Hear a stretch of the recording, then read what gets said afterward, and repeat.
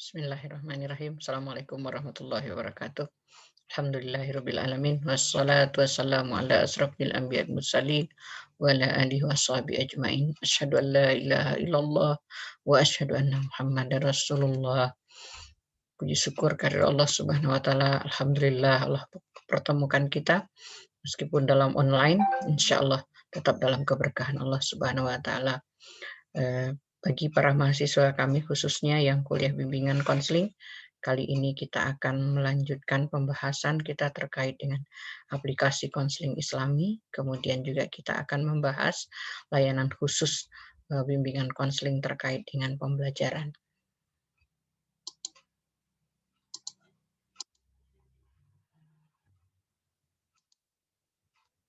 Ya, minggu lalu kita sudah membicarakan pada pertemuan ke-14 terkait dengan apa bedanya bimbingan konseling dalam pandangan Islam dengan konseling dalam pandangan para ahli terapi. Mungkin Anda sudah mulai menghayati di mana perbedaan dan antara konseling Islami, kemudian bagaimana peran yang harus dijalankan oleh seorang pembimbing. Hari ini kita bahas tentang aplikasinya. Kita tahu tujuan konseling biasa adalah yang penting adalah orang mendapatkan kebahagiaan. Nah, kebahagiaan itu kalau dalam konseling yang sifatnya pandangan para ahli terapi itu lebih dinilai daripada dunia, ya. Nah, sementara kalau dalam tujuan konseling Islami agar individu itu menjadi muslim yang bahagia dunia dan akhirat. Jadi kita tidak hanya bicara kehidupan di dunia tetapi juga kehidupan di akhirat. Kemudian tujuan jangka pendek yaitu membantu klien mengatasi masalahnya dengan cara mengubah sikap dan perilaku klien. Nah, hal ini sama karena konseling juga pada dasarnya adalah mengubah sikap dan perilaku. Nah, kalau di sini adalah yang melanggar tuntunan Islam. Kenapa? Ketika dilanggar sebetulnya individu itu mengundang ketidakbahagiaan dalam dirinya dan menjadi bagaimana agar dia memiliki sikap dan perilaku hidup yang sesuai dengan tuntunan nilai Islam. Karena dengan mengikuti nilai Islam, insya Allah dia akan mendapatkan kebahagiaan dunia dan di akhirat. Nah, bagaimana kalau kita menjadi konselor dalam konseling Islami? Karakteristik konselor untuk bisa menjalankan konseling Islami ini yang pertama seseorang yang sudah mendalami dan mendapatkan keahlian khusus dalam bidang bimbingan konseling atau pendidikan profesi konselor. Jadi memang dia sudah harus menguasai hakikat daripada konseling itu sendiri. Kemudian yang kedua, seseorang yang mempunyai pemahaman agama yang baik. Nah, karena terkait dengan konseling Islami ini kan harus ada kaitannya dengan pemahaman agama terkait dengan hukum, fikih, ibadah, muamalah, akhlak gitu ya. Kemudian akhlak dengan berbagai eh, pada perilaku dalam berbagai situasi, kondisi, baik secara individual, secara sosial, maupun hubungan dengan Sang Khalik. Kemudian seseorang yang cara hidupnya layak diteladani.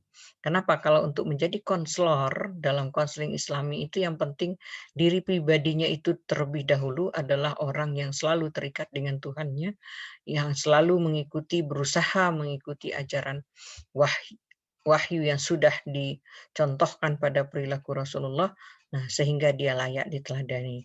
Dia sendiri hidupnya bahagia. Bahagia bukan berarti harus kaya, bahagia dalam arti memiliki mutmainnah atau ketentraman, nyaman bersama orang lain, nyaman dengan dirinya, nyaman ketika beribadah, selalu tunduk pada aturan ilahi dan bebas dari berbagai penyakit hati dan berusaha untuk selalu membersihkan hatinya. Kemudian dia seseorang yang punya keinginan kuat dan ikhlas untuk membantu orang lain.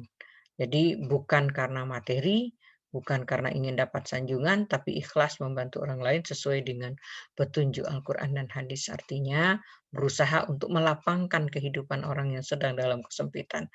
Baik itu kesempitan dalam arti pikiran, perasaan, dan terutama adalah kesempitan dalam hal afektif, sikap, dan emosi. Karena konseling berkaitan dengan aspek emosi.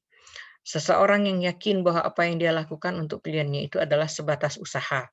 Karena memang yang mentakdirkan selesai tidaknya masalah itu adalah Allah sendiri. Hasilnya ditentukan oleh individu itu sendiri dan serta petunjuk dari Allah Subhanahu wa taala. Jadi konselor di sini adalah mengantarkan agar dia mendekatkan diri kepada Allah dan dia meminta kepada Allah jalan keluar dari masalahnya, sehingga fungsi konselor itu fasilitator juga untuk bagaimana orang itu mau mendekatkan diri kepada Allah. Kemudian seorang konselornya tidak mudah putus asa dan dia selalu ingin menegakkan amar ma'ruf nahi mungkar. Kemudian ciri konselor berikutnya adalah dia seorang muslim, muslimah yang terus berusaha memperkuat imanannya, memperkuat ketakwaannya, dan berusaha menjadi ihsan yang mensucikan hatinya dari sifat-sifat buruk. Ya. Selalu ingin berbuat baik, selalu ingin berbuat yang terbaik agar bisa membantu orang lain. Kemudian seorang yang menyadari berbagai kelemahan dirinya. Nah, seorang konselor Islami itu bukan yang sombong dengan ilmunya, tetapi menyadari kelemahan dirinya dan tidak enggan minta bantuan ahli lain. Karena dalam proses konseling, kalau memang kita sudah tidak mampu, ya kita harus referral kepada ahli yang lebih hebat, yang ahli lain yang kira-kira lebih cocok. Nah, jika membantu klien, kita mengalami kesulitan, tidak merasa bahwa itu harus merupakan sesuatu yang aib, tapi sesuatu yang wajar karena keterbatasan manusia, lalu mengalihkan kepada yang lebih ahli sambil terus berdoa kepada Allah ya. Kemudian menafsirkan atau menjelaskan Al-Quran dan hadis selalu merujuk pada tafsir dan syarah hadis. Jadi tidak asal menafsirkan ya, tetapi belajar selalu bagaimana cara menafsirkan Al-Quran dan bagaimana menjelaskan syarah hadis. Kemudian bisa memegang rahasia orang lain. Nah, ini juga kata kunci dalam konseling karena azas kuncinya adalah azas kerahasiaan. Kalau klien tidak yakin bahwa permasalahannya akan dibukakannya itu akan dijaga kerahasiaannya, maka dia akan tidak mau terbuka. Dengan tidak terbukanya tidak terungkap masalah. Dengan tidak terungkap masalah sulit untuk diarahkan, gitu ya. Bagaimana agar individu itu menjadi dirinya yang benar, menjadi dirinya yang selalu taat. Kemudian menjaga aib orang lain itu sebuah perintah dalam Islam. Jadi kalau ada orang menceritakan masalahnya, itu kita tidak boleh membukakannya kepada orang lain. Kemudian terus-menerus berusaha menambah ilmu agamanya, karena kuncinya adalah pengetahuan dan pemahaman agama. Kemudian bagaimana karakteristik klien yang ada kalau dalam konseling Islam? Nah, pertama dia harus bersedia diberi bantuan melalui pendekatan yang menggunakan nilai-nilai Islam. Jadi kalaupun misalnya dia bukan muslim tapi ingin mendapatkan konseling dan disampaikan secara terbuka bahwa konselingnya ada konseling Islami, kalau dia bersedia maka dibantu dengan menggunakan pendekatan Islam. Kemudian individu yang sedang mengalami masalah untuk mendapatkan kebahagiaan hidup dan ketentramannya, itulah klien ya. Karena sedang masalah jika dia membutuhkan bantuan ketika dia tidak mampu menyelesaikan masalahnya sendiri. Kemudian klien itu suka rela dalam mengikuti proses konseling, tidak boleh terpaksa. Ini sama dengan prinsip konseling pada umumnya. Seorang yang berhak menentukan jalan hidupnya sendiri, karena yang akan membantu dirinya pada hakikatnya adalah dirinya sendiri. Dan yang akan bertanggung jawab terhadap perbuatannya baik di dunia maupun di akhirat adalah dirinya sendiri, terutama setelah dia balik, maka dia akan mempertanggungjawabkan. Nah, klien itu berhak menentukan jalan hidupnya sendiri. Meskipun kita sudah tunjuki, tapi kemudian dia tidak mau, ya tidak ada kewajiban bagi konselor untuk memaksa klien mengikuti arahnya. Hanya memfasilitasi, ya. Karena pada prinsipnya, apalagi kalau hidayah, hidayah datang dari Allah. Pada dasarnya, klien itu adalah seorang yang baik. Hanya saja kalau saat ini dia misalnya perilakunya kurang baik atau tidak sesuai, itu ada sesuatu yang menutupi yang perlu kita buka agar dia kembali kepada hakikatnya, fitrahnya suci. Kemudian ketidakbahagiaan klien dalam hidupnya karena belum dijalankannya ajaran agama sesuai dengan tuntunan Al-Quran dan hadis. Jadi biasanya kalau orang punya masalah, misalnya dia ingin benci pada seseorang, nah kebencian itu bisa mengganggu ketenangan jiwanya. Nah ini yang perlu dibersihkan. Bagaimana tidak ada benci, bagaimana bisa memberi maaf. Memberi maaf juga kadang-kadang bukan hanya kepada orang lain, tapi memaafkan diri sendiri ketika melakukan kesalahan. Meminta ampun kepada Allah agar melepaskan diri dari kesalahan, agar bisa bertobat dari kesalahan. Nah, itu juga adalah sumber kebahagiaan. Maka karakteristik klien itu adalah kalau dia tidak bahagia itu karena dia melanggar aturan dalam Al-Quran maupun hadis yang dicontohkan oleh Rasulullah. Pada hakikatnya klien yang bermasalah itu membutuhkan bantuan untuk memfungsikan jasmaninya, memfungsikan qalbnya, memfungsikan akalnya, dan memfungsikan hati nuraninya atau basirah untuk apa? Untuk mengendalikan hawa nafsu. Karena biasanya pribadi bermasalah itu adalah pribadi yang tunduk pada hawa nafsunya, tidak mampu mengendalikan hawa nafsunya. Kemudian ada beberapa asumsi pokok dalam pelaksanaan konseling Islami. Yang pertama, individu akan mendapatkan kebahagiaan hidup jika mengikuti ajaran Allah dan Rasul-Nya. Yang kedua, kebahagiaan individu itu diperolehnya ketentraman berupa ketenangan jiwa.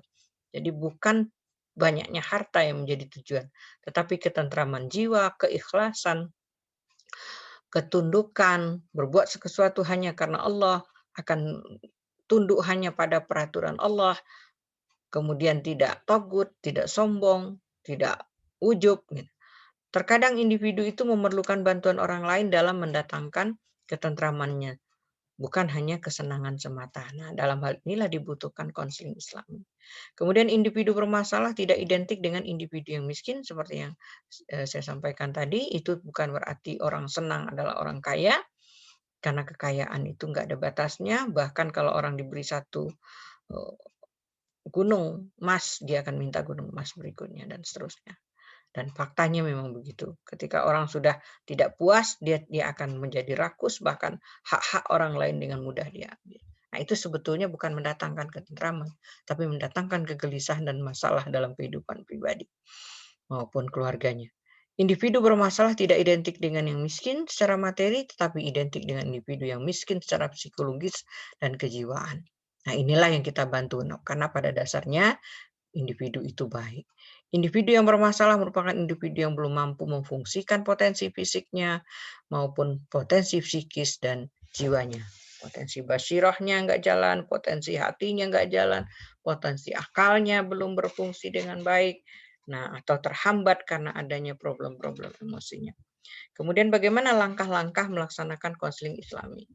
Yang pertama, ciptakan hubungan psikologis yang ramah, itu kunci. Hangat, penuh keakraban. Kemudian keterbukaan. Jadi betul-betul menerima klien itu apa adanya.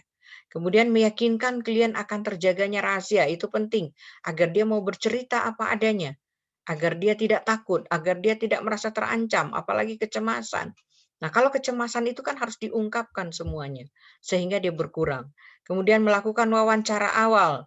Ya, sama seperti konseling biasa, yaitu kita mengumpulkan data tentang klien. Kita ingin memahami siapa klien ini sebenarnya, apa problemnya sebenarnya, di mana kekeliruan sebenarnya, apa yang harus diperbaiki. Kemudian mengeksplorasi masalah dengan perspektif Islam. Kemudian mendorong klien untuk melakukan muhasabah agar dia menghisap dirinya dulu, dia menilai-nilai apa yang sudah dilakukannya. Kemudian mengeksplorasi tujuan hidup. Hakikat hidup menurut klien itu apa? Apa sih yang dicari? Apa yang menggelisahkan? Apa yang membuat dia takut? Apa yang membuat dia cemas? Apa yang ingin dia kejar ke depan? Kemudian mendorong klien menggunakan hatinya, menggunakan akalnya. Dan ini tidak mudah ya. Orang yang kadang-kadang sudah banyak penyakit hatinya, tidak mudah untuk dibuka hatinya. Jadi kalau sudah ada dendam apalagi, itu benci susah dihilangkan. Kemudian kesal apalagi gitu ya. Dan itu mudah menular ke penyakit hati yang lain. Nah, kalau misalnya dendam, ingin menyakiti, kemudian mungkin susah tidur, mungkin juga dia berpikiran banyak pada kegiatan-kegiatan yang bisa merusak pikiran dan hatinya. Kemudian nuraninya dalam menghadapi masalah. Nah, ini yang harus kita latih dalam proses konseling. Bagaimana melatih hati. Nah, para ulama sudah banyak menggunakan pendekatan. Nah, dalam hal ini Al-Ghazali, kemudian para pengikutnya, para ulama-ulama kita sekarang, bagaimana mendekati, membantu orang lain dengan hati, itu sudah ditunjukkan. Kemudian mendorong klien untuk menyadari dan menerima kehidupan yang telah diberikan oleh Allah. Seringkali orang bermasalah itu tidak menerima apa yang Allah berikan. Tidak ridho dengan jodohnya, tidak ridho dengan rezekinya, tidak ridho dengan penyakit, tidak ridho dengan tubuhnya, dengan fisiknya. Nah, itu yang menyebabkan dia mengalami masalah. Kadang-kadang hanya masalah kulit, kadang-kadang hanya masalah mata, kadang-kadang hanya masalah tempat tinggal, kemudian Juga terkait dengan bagaimana dia dipandang oleh orang lain. Nah, kadang-kadang lebih mementingkan pandangan orang lain daripada bagaimana dia terlihat oleh Allah, Sang Maha Pencipta, yang justru kepadanya lah kita akan bertanggung jawab. Kemudian mendorong klien untuk selalu bersandar dan berdoa hanya kepada Allah, guna dibukakan jalan keluar dari masalah. Mendorong klien mengambil keputusan yang bersikap dan berperilaku baik. Jadi kalau ada pilihan-pilihan perilaku, bagaimana agar klien itu menggunakan logikanya. Mana perilaku yang akan menguntungkan dirinya, mana perilaku yang justru merugikan dirinya. Kemudian mendorong mengarahkan klien dalam melaksanakan keputusan yang dibuat. Jadi kalau sudah dia mengambil keputusan, nah keputusan ini itu biasanya selalu terkait apakah perilakunya itu sudah memenuhi standar apa yang ditetapkan dalam Islam atau jauh. Jadi jangan sampai dia mengambil keputusan menjauh dari aturan-aturan Islam. Sehingga justru dirinya akan semakin bermasalah. Kemudian mendorong klien untuk terus berusaha menjaga dirinya dan terutama hawa nafsunya, yang biasanya hawa nafsu itu dikendalikan oleh setan. Kemudian beberapa pertimbangan konselor dalam memilih pendekatan konseling. Yang pertama, tentu kita kadang-kadang bisa langsung ngajarin kalau orangnya banyak diam. Ya, kalau dalam konseling barat itu orang-orang yang diam itu nggak banyak mengungkapkan masalah, ya terpaksa diajari, misalnya dengan menggunakan konseling behavioris. Nah, di sini kita yang perlu pahami sifat-sifat pribadi, karena nanti ada yang tertutup, yang nggak mau keluar sama sekali, tapi dia sudah paham. Gitu. Kemudian tipe kepribadiannya harus kita paham, supaya kita bisa memberikan bimbingan yang tepat atau pandangan-pandangan yang tepat. Karena konseling itu sifatnya komunikasi, maka apa yang diucapkan oleh konselor itu akan mempengaruhi proses bagaimana klien itu mengatasi masalahnya.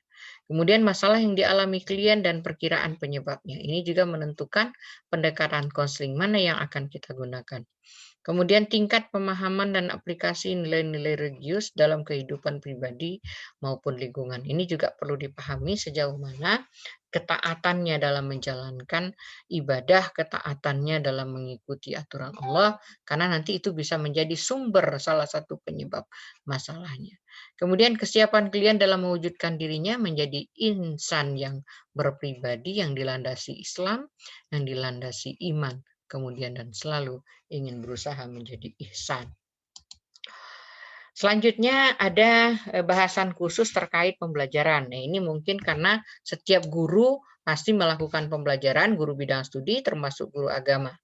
Nah, kita bicara remedial teaching, seringkali yang ada di fakta itu adalah guru melakukan ujian ulang terhadap siswa yang belum mencapai standar minimal kelulusan gitu ya.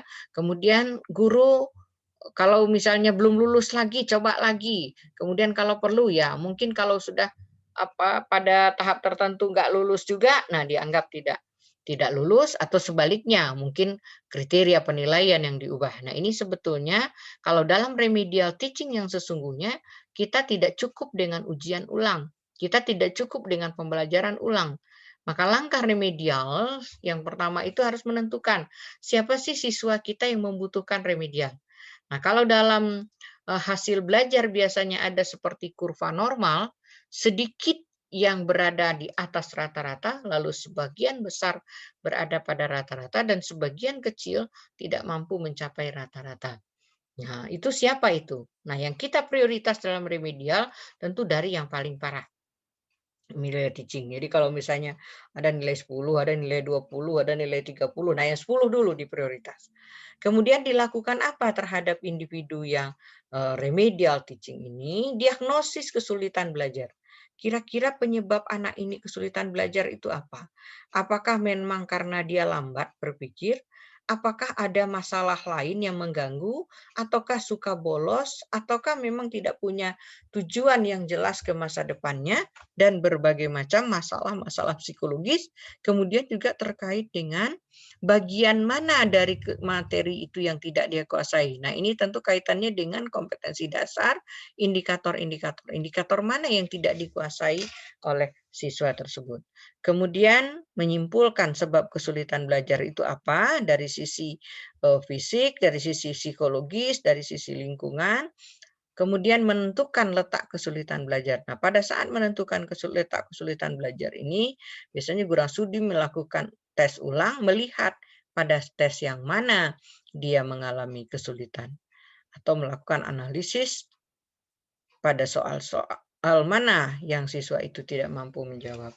Kemudian melakukan kegiatan bimbingan sesuai dengan masalah siswa, karena nanti kalau masalahnya psikologis berikannya kepada konselor. Jadi remedial teaching itu tidak cuma kewajiban daripada guru bidang studi, tetapi melihat permasalahannya. Jika masalahnya sangat berat, mungkin bukan lagi hanya sekedar konseling, mungkin juga membutuhkan psikoterapi. Nah, tapi gejala masalahnya ada hasil belajar yang tidak mencapai target yang ditetapkan, target minimal yang ditetapkan. Kemudian melakukan kegiatan remedial teaching. Jadi kalau sudah diketahui di mana kesulitannya, masalah psikologis apa, kemudian baru dilakukan kegiatan remedial teaching. Kemudian yang berikutnya, bimbingan khusus belajar juga adalah langkah pengayaan. Pengayaan ini diberikan sebaliknya. Kalau tadi remedial teaching yang tidak mampu mencapai target minimal yang ditetapkan, kalau langkah pengayaan ini adalah yang diberikan kepada siswa yang jauh lebih cepat untuk menguasai target pembelajaran dibanding dengan teman-temannya. Nah, tetap kita memerlukan memilih siswa mana yang akan diberikan pengayaan, kemudian menetapkan metode pengayaan. Metode pengayaan itu macam-macam. Ada yang bisa maju ke materi berikutnya. Ada yang memperluas, jadi topiknya masih sama, materinya masih sama, tetapi diberikan bahan yang lebih banyak. Ada juga yang memang mereka lebih cepat ini menjadi tutor bagi teman sebayanya. Kemudian melaksanakan pengayaan. Jadi di sini yang pertama selidikilah siswa mana yang membutuhkan pengayaan. Nah, terakhir kita berkaitan dengan peran guru dalam layanan BK. Sebetulnya peran guru ini sangat penting. Karena layanan BK kalau hanya mengandalkan guru BK yang ada di sekolah, BK itu tidak bisa jalan. Karena jumlah guru BK yang sedikit, jumlah siswa yang sangat banyak. Maka BK akan berhasil dengan baik jika terjalin kerjasama dengan para guru. Nah, terutama guru-guru bidang studi, guru kelas. Karena nanti guru-guru bidang studi akan tahu bagaimana perilaku dan sikap anak pada bidang studinya masing-masing. Kemudian membantu mengumpulkan data. Guru bidang studi pada dasarnya guru agama termasuk bisa membantu dalam mengumpulkan data. Apakah dari perbuatan atau sikap dan perilaku siswa pada belajar pada mata pelajaran yang diampu oleh satu guru bidang studi, kemudian juga terkait dengan data siswa itu perlu bisa dibantu oleh guru agama. Misalnya terkait dengan kegiatan agama yang ada di tempat tinggal, keaktifan siswa di tempat tinggal, lalu dibuatkan angketnya. Nah, itu bisa dibantu oleh guru bidang studi. Kemudian mengadakan bimbingan kelompok. Nah, guru agama bisa mengadakan bimbingan kelompok. Kalau ada satu masalah sekarang ini yang sedang tren gitu ya, atau banyak sekali dialami oleh siswa, maka dia bisa menyelenggarakan bimbingan kelompok. Nah, bimbingan kelompok tentu berbeda dengan konseling kelompok. Pada bimbingan kelompok, tetap yang kita tuju adalah bagaimana membimbing individu-individu yang ada dalam kelompok agar menjadi pribadi yang mandiri dan berkembang optimal. Nah, di sini sangat dibutuhkan peran daripada guru agama, guru-guru bidang studi lainnya. Kemudian menganalisis prestasi siswa, ini kewajiban setiap guru bidang studi atau setiap guru kelas. Nah, dari menganalisis prestasi siswa itu akan diketahui siswa mana yang lebih prioritas untuk mendapatkan layanan bimbingan konseling. Kemudian mempelajari data siswa untuk kepentingan pembelajaran. Ini kita sudah tahu kenapa jeblok nilainya. Lalu BK bekerja sama dengan guru BK untuk melihat, ya misalnya kumulatif rekor anak, data anak ini seperti apa sebelumnya, apakah prestasi menurun itu saat ini atau ada sebelumnya juga. Kemudian melaksanakan remedial teaching. Kalau kita sudah menemukan penyebab-penyebab munculnya masalah pada siswa. Kemudian memberikan informasi, setiap guru bisa memberikan informasi sesuai dengan bidang keahliannya. Guru agama banyak sekali bisa memberikan informasi. informasi tentang bahayanya pergaulan bebas, bahayanya minum mabok-mabokan, kemudian juga hukum yang akan diterima oleh seseorang yang berzina dan seterusnya. Kemudian membantu siswa memilih karir yang terkait dengan bidang studinya. Nah, ini juga guru agama, ada banyak profesi yang terkait dengan guru agama yang barangkali diminati juga oleh siswa-siswanya. Ini menjadi salah satu sumber informasi untuk karir siswa. Kemudian mengidentifikasi siswa bermasalah. Jadi kalau misalnya guru mengumpulkan data, kemudian mengetahui apa sebetulnya problemnya dengan mempelajari data. Lalu melaksanakan orientasi, orientasi pada masa awal sekolah, orientasi masuk kelas yang baru, orientasi ketika berkumpul dengan teman-teman yang eh, orientasi ketika masuk di awal sekolah, masuk di kelas yang baru, orientasi pada kegiatan ekskul. Nah, pada kegiatan orientasi ini tentu guru-guru bisa membantu, termasuk guru agama. Orientasi misalnya kegiatan-kegiatan keagamaan yang bisa diikuti oleh siswa kalau itu di sekolah. Kalau itu di kampus jelas ada kegiatan mahasiswa di kemahasiswaan yang kira-kira membantu siswa itu mengenali kegiatan keagamaannya apa saja, peluang untuk berpartisipasi seperti apa. Kemudian melaksanakan bimbingan bagi siswa. Nah, kalau siswa di sekolah tentu sesuai dengan kemampuannya. Jadi ada kalanya seperti pernah kita bicarakan, klien itu cukup diberi informasi dia sudah selesai masalahnya. Ada kalanya cukup dengan membantu dia mengenali potensi dirinya, itu sudah cukup. Tapi ada kalanya memang harus sampai melakukan konseling karena harus ada yang harus diubah pada sikapnya terutama sehingga ujungnya perilakunya berubah. Nah, mungkin itu saja materi yang kita bahas pada pertemuan terakhir dalam kuliah bimbingan konseling khususnya bagi mahasiswa PAI. Mudah-mudahan apa yang kita bicarakan ada manfaatnya bagi mahasiswa kami terutama dan bagi para pemirsa lainnya yang sempat menonton YouTube ini. Demikian kita akhiri dengan subhanakallahumma wa bihamdika asyhadu an la ilaha illa anta astaghfiruka wa atubu ilaik. Alhamdulillahirabbil alamin. Assalamualaikum warahmatullahi wabarakatuh.